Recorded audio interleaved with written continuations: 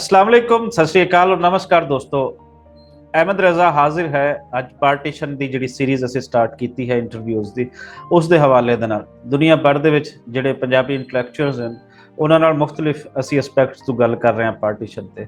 ਅੱਜ ਦੀ ਖਾਸ ਸ਼ਖਸੀਅਤ ਜਿਹੜੀ ਸਾਡੇ ਨਾਲ ਜੁੜੀ ਹੈ ਅਮਰੀਕਾ ਤੋਂ ਡਾਕਟਰ ਸੁਰਿੰਦਰ ਸਿੰਘ ਗਿੱਲ ਜੀ। ਔਰ ਡਾਕਟਰ ਸੁਰਿੰਦਰ ਸਿੰਘ ਗਿੱਲ ਜੀ ਪੰਜਾਬੀਆਂ ਦੀ ਅਮਰੀਕਾ ਦੇ ਵਿੱਚ ਨਾ ਸਿਰਫ ਇੱਕ ਵੱਡੀ ਆਵਾਜ਼ ਹੈ ਬਲਕਿ ਦੁਨੀਆ ਭਰ ਦੇ ਪੰਜਾਬੀ ਇਹਨਾਂ ਤੇ ਮਾਣ ਕਰਦੇ ਹਨ। ਆਪ ਇੱਕ ਅਖਬਾਰ ਵੀ ਚਲਾਉਂਦੇ ਹਨ, ਆਪਣੇ ਅਖਬਾਰ ਬਾਰੇ ਆਪ ਵੀ ਦੱਸਣਗੇ। ਔਰ ਉਹਦੇ ਨਾਲ ਇਹ ਜਿਹੜੇ ਸਿੱਖਸ ਆਫ USA ਉਹਨਾਂ ਦੇ ਜਨਰਲ ਸੈਕਟਰੀ ਵੀ ਹਨ। ਸੋ ਸਾਡੀ ਖੁਸ਼ਕਿਸਮਤੀ ਕਿ ਅੱਜ ਸਾਡੇ ਨਾਲ ਹਨ ਗਿੱਲ ਸਾਹਿਬ ਜੀ। ਆਇਆਂ ਸਰ। ਸਭ ਤੋਂ ਬਾਅਦ ਪਹਿਲਾਂ ਅਹਿਮਦ ਰਜ਼ਾ ਜੀ, ਸਭ ਤੋਂ ਮੇਰੀ ਪਹਿਲਾਂ ਆਪ ਜੀ ਨੂੰ ਪਿਆਰ ਭਰੀ ਸਤਿ ਸ੍ਰੀ ਅਕਾਲ। ਔਰ तमाम ਕੌਮ ਜਿਹੜੀ ਅੱਜ ਦਾ ਪ੍ਰੋਗਰਾਮ ਸੁਣ ਰਹੀ ਹੈ ਉਹਨਾਂ ਨੂੰ ਵੀ ਮੈਂ ਨਮਸਕਾਰ ਕਰਦਾ, ਅਦਾ ਕਰਨਾ, ਸਲਾਮ ਅਲੈਕੁਮ ਕਰਦਾ ਹੈ, ਜਿਨ੍ਹਾਂ ਨੇ ਅੱਜ ਇਸ ਮੁੱਦੇ ਨਾਲ ਜੁੜਨ ਦੀ ਕੋਸ਼ਿਸ਼ ਕੀਤੀ ਹੈ। ਔਰ ਮੈਂ ਤੁਹਾਡਾ ਬਹੁਤ ਧੰਨਵਾਦੀ ਹਾਂ ਜਿਨ੍ਹਾਂ ਨੇ ਇੱਕ ਅਹਿਮ ਮੁੱਦਾ ਜਿਹੜਾ 75 ਸਾਲ ਪਹਿਲਾਂ ਵਾਪਰਿਆ ਸੀ ਉਸ ਮੁੱਦੇ ਨੂੰ ਮੁੜ ਜੀਵਤ ਕਰਨ ਵਾਸਤੇ ਮੈਨੂੰ ਔਰ ਸਰੋਤਿਆਂ ਨੂੰ ਰੂਬਰੂ ਕਰਵਾਇਆ ਹੈ। ਅਹਿਮਦ ਜੀ ਸ਼ੁਕਰਾਨਾ ਗਿੱਲ ਸਾਹਿਬ ਤੁਹਾਡਾ।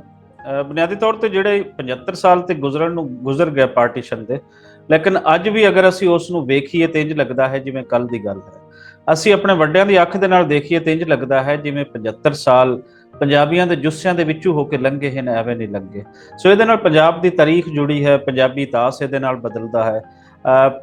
ਪੰਜਾਬ ਦੀ ਜਿਹੜੀ ਲੈਂਗੁਏਜ ਹੈ ਉਹਦੀ ਸ਼ੇਪ ਬਦਲਦੀ ਹੈ, ਪੰਜਾਬ ਦੀ ਸਿਆਸਤ ਬਦਲਦੀ ਹੈ, ਪੰਜਾਬ ਦਾ ਕਲਚਰ ਜਿਹੜਾ ਹੈ ਉਹ ਇਫੈਕਟ ਹੁੰਦਾ ਹੈ, ਔਰ ਸਭ ਤੋਂ ਵੱਧ ਪੰਜਾਬੀਆਂ ਦੀ ਤਰੱਕੀ ਜਿਹੜੀ ਹੈ ਉਹ ਇਫੈਕਟ ਹੁੰਦੀ ਹੈ। ਸਰ ਕੁਝ ਦੱਸੋ ਆਪਣੀ ਫੈਮਿਲੀ ਦੇ ਬਾਰੇ ਕਿ ਕਿੱਥੋਂ ਦੀ ਫੈਮਿਲੀ ਹੈ ਆਪਣੀ, ਔਰ ਪਾਰਟੀਸ਼ਨ ਦੇ ਹਵਾਲੇ ਦੇ ਨਾਲ ਤੁਹਾਡੀ ਜੁੜਤ ਜਿਹੜੀ ਹੈ ਤੁਸੀਂ ਕਿੰਜ ਜਾਣਦੇ ਹੋ, ਕਿਵੇਂ ਪਹਿਲੇ ਤੁਸੀਂ ਇਸ ਬਾਰੇ ਸੁਣਿਆ? ਕਿਉਂਕਿ ਤੁਸੀਂ ਡਾਇਰੈਕਟ ਤੇ ਤੁਹਾਡੀ ਜਿਹੜੀ ਹੈ ਪੈਦਾਇਸ਼ ਉਹ ਬਹੁਤ ਬਾਅਦ ਦੀ ਹੈ, ਤੇ ਕਿਵੇਂ ਤੁਸੀਂ ਪਾਰਟੀਸ਼ਨ ਦਾ ਨਾਮ ਸੁਣਿਆ? ਆਪਣੀ ਫੈਮਿਲੀ ਬਾਰੇ ਪਲੀਜ਼ ਕੁਝ ਦੱਸੋ ਔਰ ਫਿਰ ਪਾਰਟੀਸ਼ਨ ਬਾਰੇ ਦੱਸੋ। ਅਹਿਮਦ ਜੀ, ਅਸੀਂ ਬੇਸਿਕਲੀ ਪਾਰਟੀਸ਼ਨ ਤੋਂ ਪਹਿਲਾਂ ਪਾਕਿਸਤਾਨ ਦੇ ਕਸੂਰ ਏਰੀਏ ਦੇ ਵਿੱਚ ਗੋਦਾ ਪਿੰਡ ਸੀ, ਉੱਥੋਂ ਦੇ ਆ ਜਿੱਥੇ ਕਿ ਸਾਡਾ ਇਕੱਲਾ ਹੀ ਘਰ ਗਿੱਲਾਂ ਦਾ ਸੀ। ਔਰ ਮੇਰੇ ਫਾਦਰ ਸਾਹਿਬ ਉੱਥੇ ਫੂਡ ਸਪਲਾਈ ਦੇ ਇੰਸਪੈਕਟਰ ਰਹੇ ਸਨ। ਔਰ ਉਸ ਤੋਂ ਬਾਅਦ ਪਾਰਟੀਸ਼ਨ ਤੋਂ ਬਾਅਦ ਅਸੀਂ ਗੁਰਦਾਸਪੁਰ ਸੈਟਲ ਹੋਏ ਸੀ, ਜਿਹੜੇ ਕਿ ਸਾਰੇ ਬਾਰਡਰ ਤੋਂ 20 ਕਿਲੋਮੀਟਰ ਦੂਰ ਹੈਗੇ। ਪਰ ਜਿਹੜੀ ਪਾਰਟੀਸ਼ਨ ਹੋਈ ਹੈ ਬੜੀ ਮੰਦਭਾਗੀ ਘਟਨਾ ਹੈ, ਔਰ ਜਿਹਦੇ ਨਾਲ ਖਾਸ ਕਰਕੇ ਪੰਜਾਬੀਆਂ ਨੂੰ ਬਹੁਤ ਨੁਕਸਾਨ ਹੋਇਆ ਹੈ, ਕਿਉਂਕਿ ਪੰਜਾਬ ਦਾ ਡਿਵੀਜ਼ਨ ਹੋਇਆ ਹੈ। ਜੇ ਪੰਜਾਬ ਕਿਤੇ ਇਕੱਠਾ ਰਹਿੰਦਾ ਤੇ ਅੱਜ ਅਸੀਂ ਪੂਰੇ ਸੰਸਾਰ ਉੱਤੇ ਰਾਜ ਕਰਨਾ ਸੀ, ਕਿਉਂਕਿ ਦੋਵਾਂ ਪੰਜਾਬਾਂ ਦੀ ਕੋਈ ਵੀ ਗੱਲ ਲੈ ਲਈਏ, ਚਾਹੇ ਐਗਰੀਕਲਚਰ ਲੈ ਲਈਏ, ਚਾਹੇ ਸਿਹਤ ਪੱਖੋਂ ਲੈ ਲਈਏ, ਚਾਹੇ ਖੇਡਾਂ ਪੱਖੋਂ ਲੈ ਲਈਏ, ਚਾਹੇ ਕਲਚਰ ਪੱਖੋਂ ਲੈ ਲਈਏ, ਇਹ ਇੰਨਾ ਅਮੀਰ ਤੇ ਰਿਚ ਵਿਰਸੇ ਦੇ ਮਾਲਕ ਸਨ ਕਿ ਇਹ ਹਰ ਪਾਸੇ ਧੁੰਮਾਂ ਪਾਉਣ ਦੇ ਕਾਬਲ ਸਨ। ਲੇਕਿਨ ਸਮਝ ਨਹੀਂ ਆਈ ਕਿ ਸਰਕਾਰਾਂ ਨੇ ਇਹਨੂੰ ਕਿਉਂ ਡਿਵਾਈਡ ਕੀਤਾ ਹੈ। ਅੱਜ ਵੀ ਜੇ ਦੇਖਿਆ ਜਾਵੇ ਦੋਵਾਂ ਪੰਜਾਬਾਂ 'ਚ, ਮੈਂ ਤਾਂ ਕਹਾਂਗਾ ਦੋਵਾਂ ਮੁਲਕਾਂ ਦੇ ਅਵਾਮ ਵਿੱਚ ਇੰਨਾ ਪਿਆਰ ਹੈ। ਅਸੀਂ ਬਾਹਰ ਬੈਠੇ ਆ, ਬਾਹਰ ਅਸੀਂ ਇੱਕੋ ਕਮਰੇ ਵਿੱਚ ਰਹਿੰਦੇ ਹਾਂ, ਬਿਜ਼ਨਸ ਸਾਡੇ ਸਾਂਝੇ ਹਨ, ਕਲਚਰ ਸਾਡੇ ਸਾਂਝੇ ਹਨ, ਇੱਕੋ ਥਾਲੀ 'ਚ ਅਸੀਂ ਖਾਂਦੇ ਹਨ। ਪਰ ਰਾਜਨੀਤਿਕਾਂ ਦੀ ਭੇਟ ਇਹ ਪਾਰਟੀਸ਼ਨ ਜੋ ਚੜੀ ਹੋਈ ਹੈ ਉਹਦੇ ਨਾਲ ਨੁਕਸਾਨ ਜਿਹੜਾ ਹੈ ਉਹ ਆਵਾਮ ਨੂੰ ਹੀ ਹੋ ਰਿਹਾ ਹੈ। ਮੈਂ ਤੇ ਇਹ ਕਹਾਂਗਾ ਕਿ ਜੇ ਜਿਸ ਤਰ੍ਹਾਂ ਜਰਮਨੀ ਦੀ ਦੀਵਾਰ ਗਿਰੀ ਹੈ, ਅਮਰੀਕਾ ਕੈਨੇਡਾ ਦੇ ਵਿੱਚ ਕੋਈ ਵੀਜ਼ਾ ਲੈਣ ਦੀ ਲੋੜ ਨਹੀਂ, ਇਸ ਤਰ੍ਹਾਂ ਦੀ ਕੋਈ ਸਥਿਤੀ ਬਣ ਜੇ, ਰਾਜਨੀਤਿਕ ਜਿਹੜੇ ਹੈ ਉਹ ਦੂਰ ਅੰਦੇਸ਼ੀ ਤੋਂ ਕੰਮ ਲੈਣ ਔਰ ਬਾਰਡਰ ਖੋਲ ਜਾਣ, ਤੇ ਮੈਂ ਇਸ ਤਰ੍ਹਾਂ ਕਿ ਅਸੀਂ ਪੂਰੇ ਸੰਸਾਰ ਵਿੱਚ ਪੱਖ ਹਰ ਖੇਤਰ ਵਿੱਚ ਇੰਨੀਆਂ ਮੱਲਾਂ ਮਾਰਾਂਗੇ ਕਿ ਜਿਹੜੇ ਬਾਹਰ ਵਾਲੇ ਲੋਕ ਹੈ ਉਹ ਇਹਨਾਂ ਦੋ ਕੰਟਰੀਆਂ ਦੀ ਵਿਜ਼ਿਟ ਕਰਨਗੇ, ਇਹਨਾਂ ਦੇ ਨਾਲ ਵਪਾਰ ਕਰਨਗੇ, ਔਰ ਪੰਜਾਬੀ ਜਿਹੜੇ ਪਹਿਲਾਂ ਹੀ ਸੰਸਾਰ ਭਰ ਵਿੱਚ ਜਾਣਨ ਵਾਲੇ ਹਨ ਉਹਨਾਂ ਦਾ ਰੁਤਬਾ ਹੋਰ ਉੱਚਾ ਹੋਵੇਗਾ। ਅਹਿਮਦ ਜੀ ਬੜੀ ਸੋਹਣੀ ਗੱਲ ਤੁਸੀਂ ਕੀਤੀ। ਉਹਦੇ ਵਿੱਚ ਤੁਸੀਂ ਜਿਹੜੀ ਗੱਲ ਕਰ ਰਹੇ ਸੀ ਕਿ ਤੁਸੀਂ ਬਾਹਰ ਦੇ ਮੁਲਕਾਂ ਦੇ ਵਿੱਚ ਆ ਕੇ ਤੇ ਅੱਜ ਵੀ ਤੁਸੀਂ ਇਕੱਠੇ ਬੈਠੇ ਹੋ। ਵੰਡਿਆ ਤਾਂ ਸਿਰਫ ਜਿਹੜਾ ਪੰਜਾਬ ਦੇ ਅਸਲ ਧਰਤੀ ਦੇ ਲੋਕ ਹਨ ਉਹਨਾਂ ਨੂੰ ਵੰਡਿਆ ਗਿਆ ਹੈ, ਉਹਨਾਂ ਦੇ ਵਿਚਕਾਰ ਜਿਹੜੀਆਂ ਹੱਦਾਂ ਸਰਹੱਦਾਂ ਬਣਾਈਆਂ ਗਈਆਂ।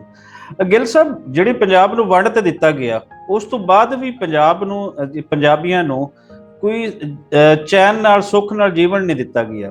ਜਿਤਨੀਆਂ ਨਫ਼ਰਤਾਂ ਸੀ ਦੋਨੋਂ ਐਂਡ ਤੇ, ਔਰ ਜਿਹੜੀਆਂ ਸਿਆਸਤਾਂ ਦੀਆਂ ਇੱਕ ਆਪਣੇ ਆਪਸੀ ਜਿਹੜੇ ਇੱਕ ਦੂਸਰੇ ਨਾਲ ਦੁਸ਼ਮਣੀਆਂ ਸੀ, ਉਹਦਾ ਸ਼ਿਕਾਰ ਪੰਜਾਬੀ ਬਣਦਾ ਹੈ। ਕੀ ਤੁਸੀਂ ਸਮਝਦੇ ਹੋ ਕਿ ਜਿਹੜੀ 47 ਦੇ ਵੇਲੇ ਇੱਕ ਜੰਗ ਲੱਗੀ ਸੀ, ਪੰਜਾਬੀਆਂ ਦੇ ਕਤਲਾਮ ਦੀ ਇੱਕ ਜਿਹੜੀ ਸੀਰੀਜ਼ ਸ਼ੁਰੂ ਹੋਈ ਸੀ, ਉਹ ਫਿਰ ਬਾਅਦ ਦੇ ਵਿੱਚ ਇਹਨਾਂ ਜੰਗਾਂ ਦੇ ਵਿੱਚ ਵੀ ਜਾਰੀ ਰਹੀ, ਔਰ ਪੰਜਾਬੀਆਂ ਦਾ ਇਹ ਕਿਵੇਂ ਉਸ ਨੂੰ ਤੁਸੀਂ ਦੇਖਦੇ ਹੋ ਕਿ ਪੰਜਾਬੀਆਂ ਨੂੰ ਹੀ ਕਿਉਂ ਕੁਰਬਾਨ ਕੀਤਾ ਗਿਆ? ਇਹਦੇ ਪਿੱਛੇ ਕੀ ਥਿਊਰੀ ਸੀ? ਅਹਿਮਦ ਜੀ, ਬੜੀ ਸੋਹਣੀ ਗੱਲ ਤੁਸੀਂ ਕੀਤੀ ਹੈ, ਬੜਾ ਸੋਹਣਾ ਸਵਾਲ ਕੀਤਾ ਹੈ। ਮੈਂ ਇਹ ਕਹਾਂਗਾ ਕਿ ਜਦੋਂ ਪਾਰਟੀਸ਼ਨ ਹੋਈ ਹੈ ਉਦੋਂ ਗੱਲ ਇਹ ਸਮਝ ਨਹੀਂ ਆਈ ਕਿ ਵੱਡਾ ਟੁੱਕੀ ਮਾਰਾ ਮਾਰੀ ਵਾਲਾ ਮਾਹੌਲ ਜਿਹੜਾ ਹੈ ਉਹ ਕਿਸ ਨੇ ਸਿਰਜਿਆ। ਔਰ ਇਹ ਤੇ ਮੈਂ ਇਹ ਕਹਾਂਗੇ ਉਸ ਟਾਈਮ ਦੀਆਂ ਸਰਕਾਰਾਂ, ਉਸ ਟਾਈਮ ਦੇ ਜਿਹੜਾ ਆਵਾਮ ਜਿਹੜਾ ਲੀਡ ਕਰਦਾ ਸੀ ਕੰਟਰੀਆਂ ਨੂੰ ਜਾਂ ਸੰਸਥਾਵਾਂ ਨੂੰ, ਉਹਨਾਂ ਦਾ ਜਿਹੜਾ ਜ਼ਹਿਰ ਉਗਲਿਆ ਜਿਹੜਾ ਹੈ, ਉਹਦੇ ਕਰਕੇ ਜਿਹੜਾ ਹੈ ਨੁਕਸਾਨ ਦੋਵਾਂ ਪਾਸੇ ਝੱਲਣਾ ਪਿਆ ਹੈ।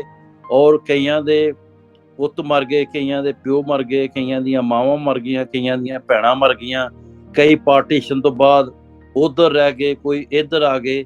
ਸੋ ਕਹਿਣ ਦਾ ਭਾਵ ਹੈ ਕਿ ਇਹ ਬਹੁਤ ਹੀ ਤਰਾਸਦੀ ਰਹੀ ਹੈ ਪੰਜਾਬੀਆਂ ਵਾਸਤੇ ਖਾਸ ਕਰਕੇ, ਕਿਉਂਕਿ ਜਿਹੜਾ ਨੁਕਸਾਨ ਹੋਇਆ ਉਹ ਸਿਰਫ ਪੰਜਾਬੀਆਂ ਨੂੰ ਹੋਇਆ, ਦੂਸਰੀ ਕਿਸੇ ਕੌਮ ਨੂੰ ਨਹੀਂ ਹੋਇਆ।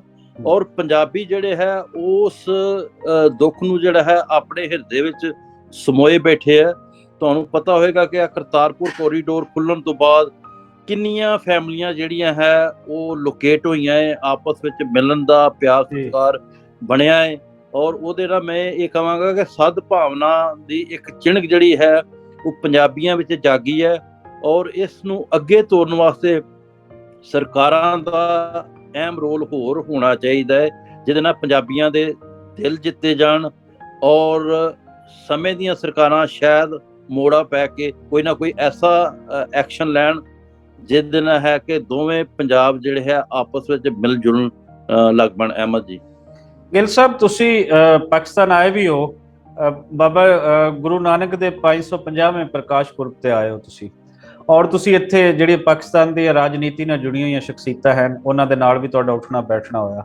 ਫਿਰ ਚੜ੍ਹਦੇ ਪੰਜਾਬ ਤੋਂ, ਜਿਵੇਂ ਕਿ ਤੁਸੀਂ ਦੱਸਦੇ ਹੋ ਕਿ ਨਵਜੋਤ ਸਿੰਘ ਸਿੱਧੂ ਹੋਰਾਂ ਦੇ ਨਾਲ ਤੁਸੀਂ ਚੜ੍ਹਦੇ ਪੰਜਾਬ ਤੋਂ ਨਵਜੋਤ ਸਿੰਘ ਸਿੱਧੂ ਹੋਰੀ ਜਿਹੜੇ ਤੁਹਾਡੇ ਕੇ ਜਾਣਨ ਵਾਲੇ ਵੀ ਹਨ, ਔਰ ਜਿਸ ਦਿਨ ਕਰਤਾਰਪੁਰ ਦਾ ਲਾਂਘਾ ਖੁੱਲ੍ਹਦਾ ਹੈ ਉਸ ਦਿਨ ਇੱਕ ਸਾਈਡ ਤੇ ਇਮਰਾਨ ਖਾਨ ਸਾਹਿਬ ਬੈਠੇ ਸੀ, ਪਾਕਿਸਤਾਨ ਦੇ ਵਜ਼ੀਰ ਆਜ਼ਮ, ਨਵਜੋਤ ਸਿੰਘ ਸਿੱਧੂ ਸਾਹਿਬ ਬੈਠੇ ਸੀ ਤੇ ਨਾਲ ਹੀ ਤੁਸੀਂ ਬੈਠੇ ਸੀ।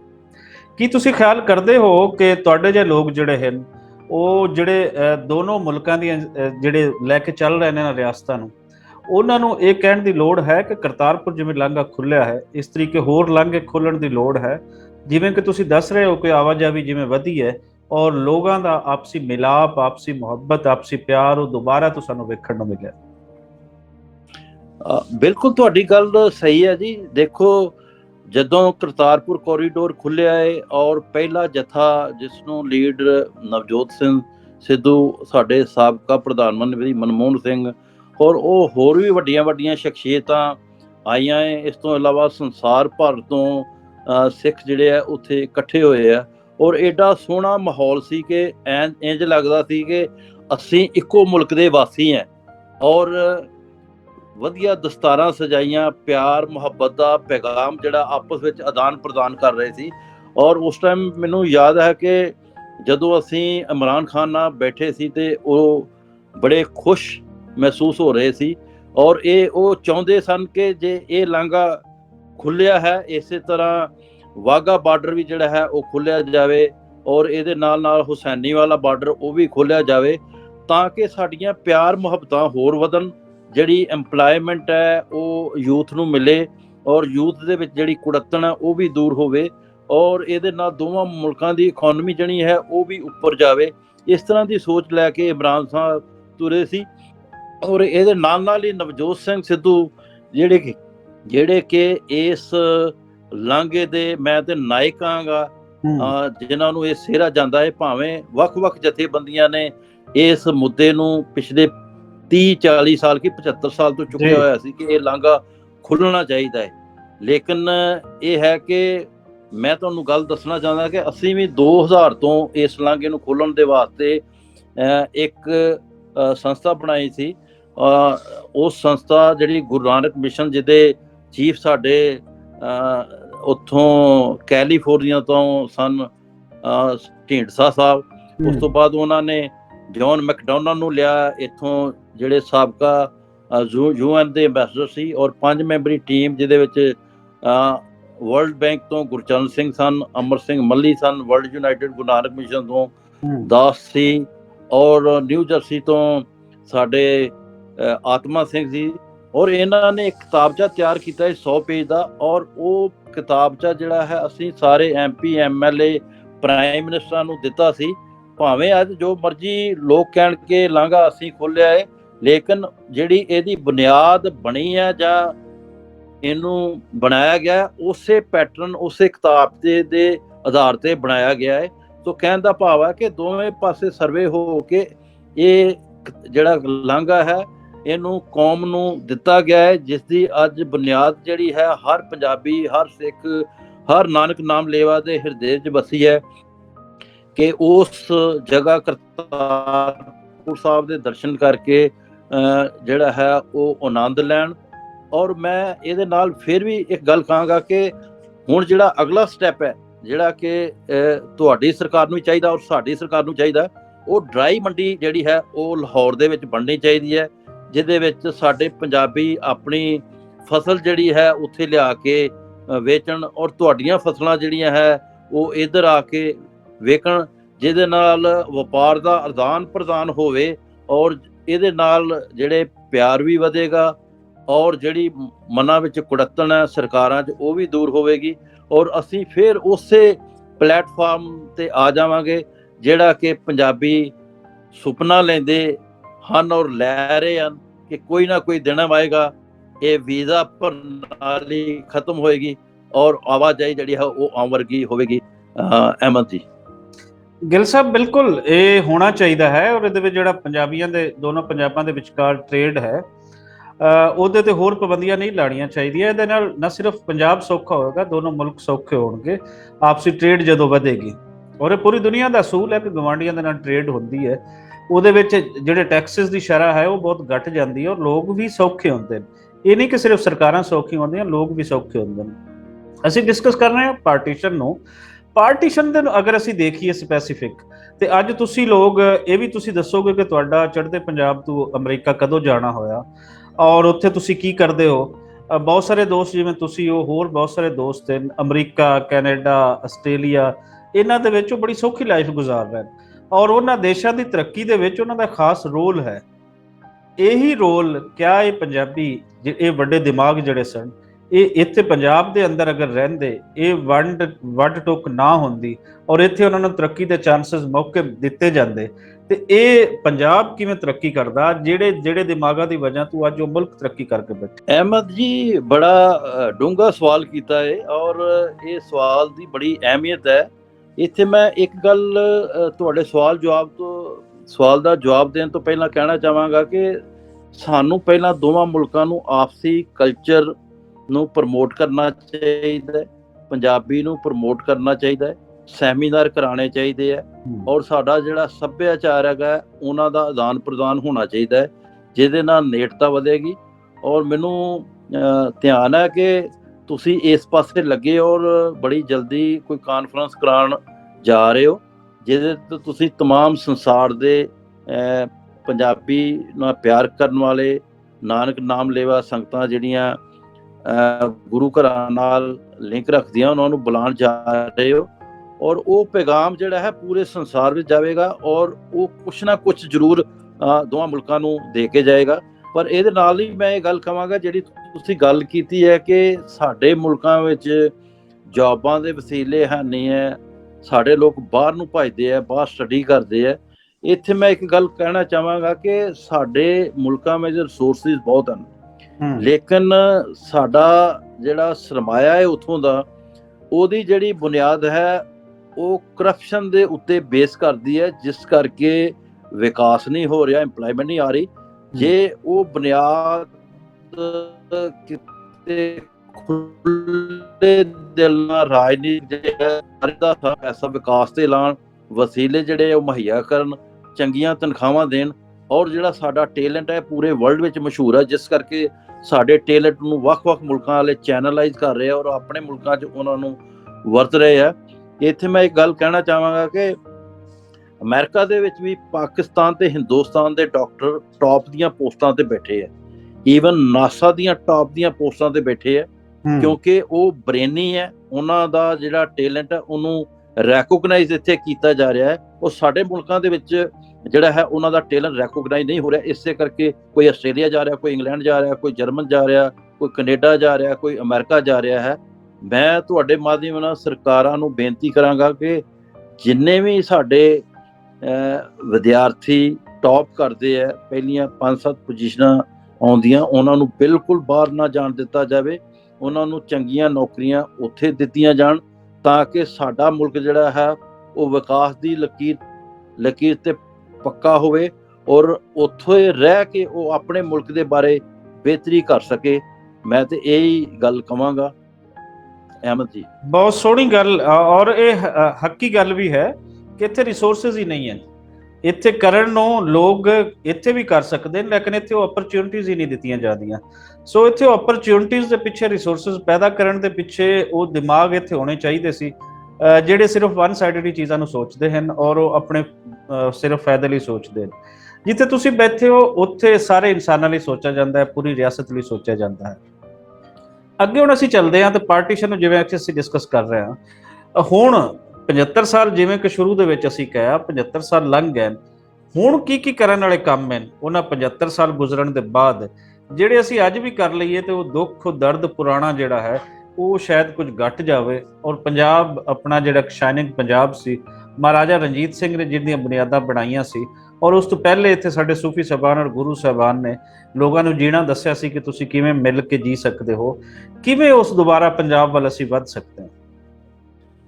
ਅਹਿਮਦ ਜੀ, ਦੋ ਬਹੁਤ ਵੱਡੀਆਂ ਗੱਲਾਂ ਹੈ ਜਿਹੜੀਆਂ ਕਿ 1947 ਨਾਲ ਜੁੜੀਆਂ ਹੋਈਆਂ ਔਰ ਨਾ ਇਸ ਬਾਰੇ ਹਿੰਦੁਸਤਾਨ ਨੇ ਸੋਚਿਆ ਹੈ ਨਾ ਪਾਕਿਸਤਾਨ ਨੇ ਸੋਚਿਆ ਹੈ। ਉਹ ਇਹ ਗੱਲ ਹੈ ਕਿ ਅੱਜ ਤੱਕ ਪਾਰਟੀਸ਼ਨ ਦੇ ਉੱਤੇ ਕੋਈ ਵੀ ਸਮਾਰਕ ਨਹੀਂ ਬਣਾਇਆ ਗਿਆ, ਇਹਦੀ ਕੋਈ ਯਾਦਗਾਰ ਜਿਹੜੀ ਹੈ ਉਹ ਨਹੀਂ ਬਣਾਈ ਗਈ ਔਰ ਜਿਹੜੀ ਉਹ ਯਾਦਗਾਰ ਸਾਡੀ ਆਉਣ ਵਾਲੀ ਨਸਲ ਨੂੰ, ਪੀੜ੍ਹੀ ਨੂੰ ਇਹ ਦੱਸ ਸਕੇ ਕਿ ਇਹ ਪਾਰਟੀਸ਼ਨ ਜਿਹੜੀ ਹੈ ਇਹ ਹੋਈ ਸੀ, ਇਹਦਾ ਕਾਰਨ ਕੀ ਸੀ ਔਰ ਇਹਦੇ ਨੁਕਸਾਨ ਕੀ ਹੋਏ ਹੈ, ਇਹ ਬਣਾਉਣੀ ਬੜੀ ਜ਼ਰੂਰੀ ਹੈ ਔਰ ਜਿਹੜੀ ਕਿ ਆਉਣ ਵਾਲੀਆਂ ਨਸਲਾਂ ਨੂੰ ਇੱਕ ਯਾਦਗਾਰ ਪੇਸ਼ ਕਰੇਗੀ। ਦੂਸਰੀ ਗੱਲ ਜਿਹੜੀ ਹੈ ਕਿ ਸਾਨੂੰ ਨੇੜਤਾ ਵਧਾਉਣ ਵਾਸਤੇ ਸੈਮੀਨਾਰ, ਕਲਚਰਲ ਈਵੈਂਟ, ਸਪੋਰਟਸ ਔਰ ਵਪਾਰ ਦੇ ਸਿਲਸਿਲੇ ਜਿਹੜੇ ਹੈ ਉਹਨਾਂ ਨੂੰ ਬੁਨਿਆਦੀ ਤੌਰ ਤੇ ਸ਼ੁਰੂ ਨਹੀਂ ਕਰਨਾ ਚਾਹੀਦਾ, ਮੈਂ ਤੇ ਕਹਾਂਗਾ ਲਾਗੂ ਕਰਨਾ ਚਾਹੀਦਾ।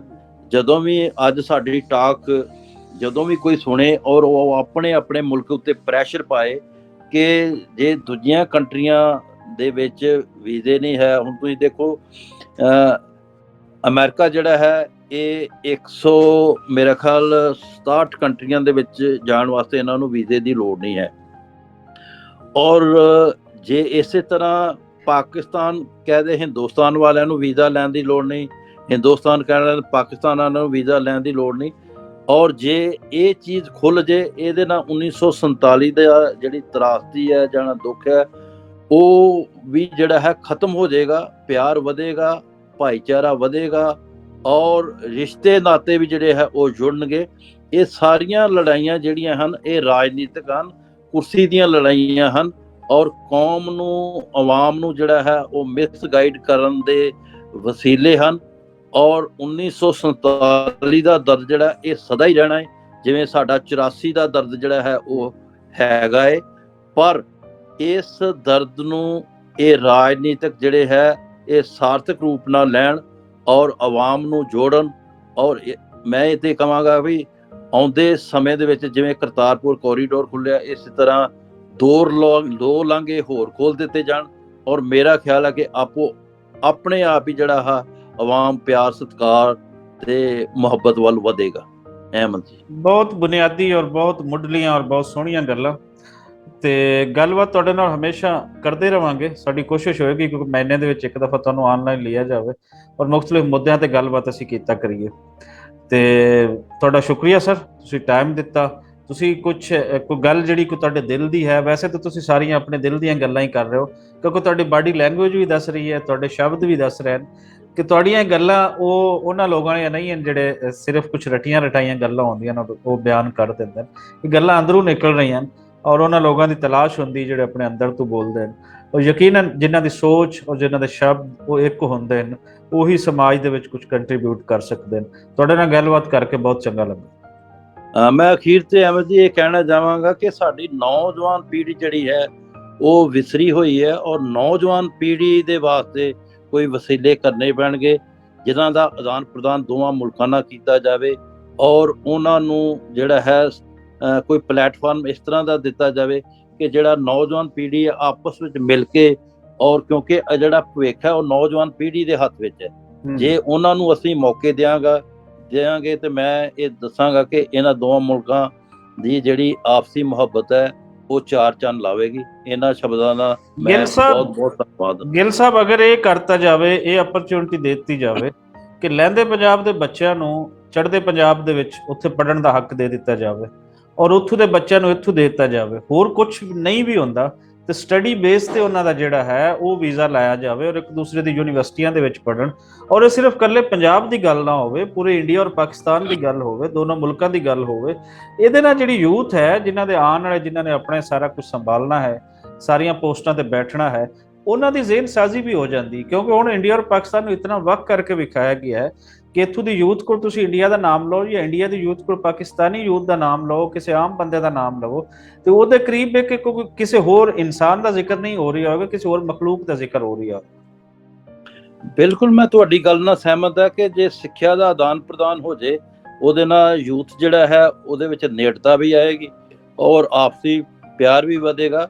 ਕਿਉਂਕਿ ਅੱਜ ਵੀ ਲਾਹੌਰ ਯੂਨੀਵਰਸਿਟੀ ਜਿਹੜੀ ਹੈ ਉਹ ਪੂਰੇ ਵਰਲਡ ਵਿੱਚ ਮਸ਼ਹੂਰ ਹੈ, ਕਿਉਂਕਿ ਪਾਰਟੀਸ਼ਨ ਤੋਂ ਪਹਿਲਾਂ ਵੀ ਜਿਹੜਾ ਕਹਿੰਦੇ ਸੀ ਲਾਹੌਰ ਯੂਨੀਵਰਸਿਟੀ ਦਾ ਪੜ੍ਹਿਆ ਸੀ ਉਹਨੂੰ ਹਾਰਵਰਡ ਯੂਨੀਵਰਸਿਟੀ ਦੇ ਬਰਾਬਰ ਗਿਣਿਆ ਜਾਂਦਾ ਸੀ। ਅੱਜ ਵੀ ਇਸ ਯੂਨੀਵਰਸਿਟੀ ਦਾ ਨਾਂ ਹੈ। ਮੈਂ ਤੇ ਇਹ ਕਹਾਂਗਾ ਕਿ ਇਸ ਵਾਸਤੇ ਕੁਝ ਸੀਟਾਂ ਰਿਜ਼ਰਵ ਕਰ ਦਿੱਤੀਆਂ ਜਾਣ ਭਾਰਤੀਆਂ ਵਾਸਤੇ ਜਾਂ ਦੂਜੇ ਮੁਲਕਾਂ ਵਾਸਤੇ ਜਾਂ ਪੰਜਾਬੀਆਂ ਵਾਸਤੇ, ਔਰ ਉਹ ਸੀਟਾਂ ਦੇ ਵਾਸਤੇ ਹਿੰਮਤ ਕੀਤੀ ਜਾਏ, ਉਹਨਾਂ ਨੂੰ ਪੁਰ ਕੀਤਾ ਜਾਵੇ, ਉਹਨਾਂ ਨੂੰ ਸਹੂਲਤਾਂ ਦਿੱਤੀਆਂ ਜਾਣ।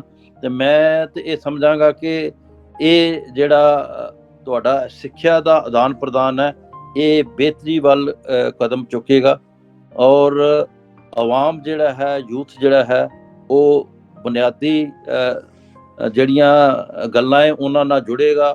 ਔਰ ਜਦੋਂ ਇਹ ਆਪਸ ਵਿੱਚ ਆਦਾਨ ਪ੍ਰਦਾਨ ਕਰਨਗੇ ਤਾਂ ਉਹਨਾਂ ਨੂੰ ਪਤਾ ਲੱਗੇਗਾ ਕਿ ਲਹਿੰਦਾ ਔਰ ਚੜ੍ਹਦਾ ਪੰਜਾਬ ਇੱਕੋ ਬੋਲੀ ਦਾ ਮਾਲਕ ਹੈ, ਇੱਕੋ ਵਿਰਸੇ ਦਾ ਮਾਲਕ ਹੈ, ਇੱਕੋ ਸੰਸਕ੍ਰਿਤੀ ਦਾ ਮਾਲਕ ਹੈ।